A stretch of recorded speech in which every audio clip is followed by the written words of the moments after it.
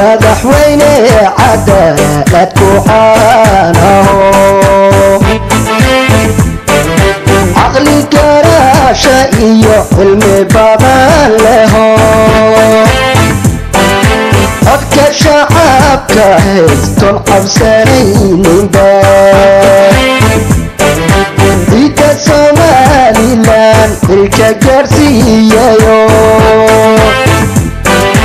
calanka wuu sido dadku wada calmaday munaasabadan qada sharaftayd ee lagu maamuusayo kooxii fanaaniinta ee ka kala suday wadamada aynu dariska nahay Itoobiya iyo Djibouti ayaa waxa qada sharaftaasi u sameeyay marwada madaxweynaha Jamhuuriyadda Soomaaliland Marwo Aamine Sheekh Maxamed Jirde xafladaasi qada sharaftayd ayaa waxa kala qayb galay wasiirada wasaaradaha madaxtooyada warfaafinta deegaanka wasiirka xogeenka shaqada iyo arrimaha bulshada marayaha guud ee telefishinka qaranka afayeenka madaxtooyada Soomaaliland xogayaha gaarka madaxweynaha agaasimayaasha guud ee wasaaradaha warfaafinta arrimaha dibadda marayaha xafiiska samafalka madaxtooyada iyo waliba mas'uuliyiin kala duwan oo ka tirsan xukuumadda iyo fanaaniinta waaweyn ee Soomaaliland ay ku sugan dalka gudihiisa iyo dibaddiisa oo iyaguna qada sharaftaasi kala qayb galay kooxaha fanaaniinta ee ka socday wadamada aynu dariska nahay ee Itoobiya iyo Djibouti Axmed Budul iyo Cabdiraxmaan Xanxate oo ku kala hadlayay labada kooxood ee fanaaniintaasi ayaa sheegay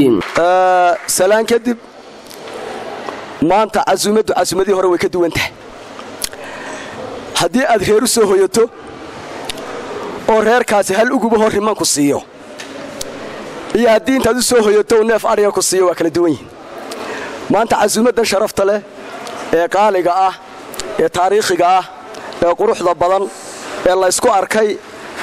waxaa noo samaysay marwada madaxweynaha anoo ku hadlaya afka fanaaniinta reer Djibouti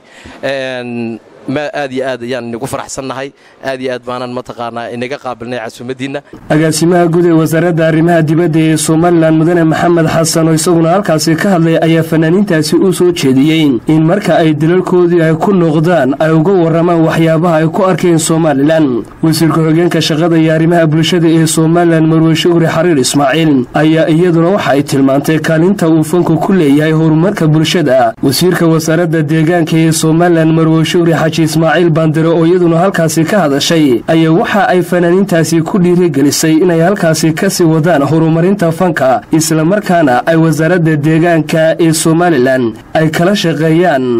wacyigelinta ilaalinta deegaanka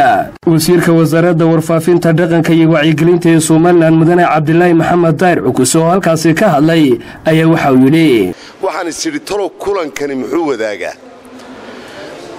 waxa uu wadaagaa saddexda fanaaniinood waxay ka yimaadeen saddex dawladood oo saddexduba ka mid ahaan jireen xidigtii cadayd oo saddexduba xidigtii cadayd iska iloobeen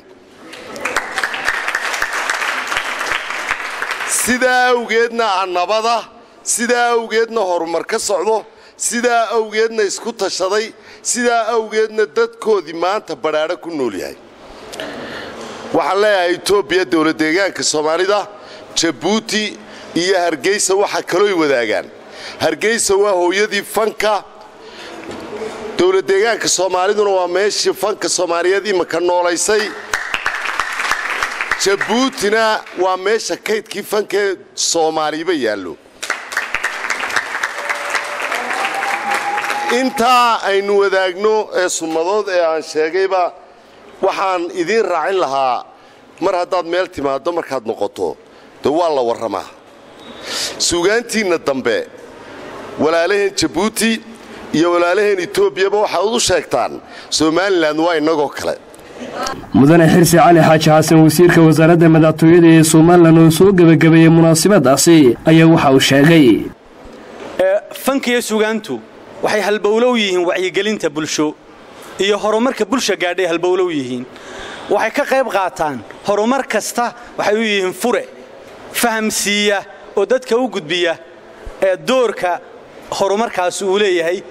iyo macnihiisa ugu fasira fan ugu fasira marka aad iyo aad baan runtii idin hambalyeynayna idin soo dhaweynaynaa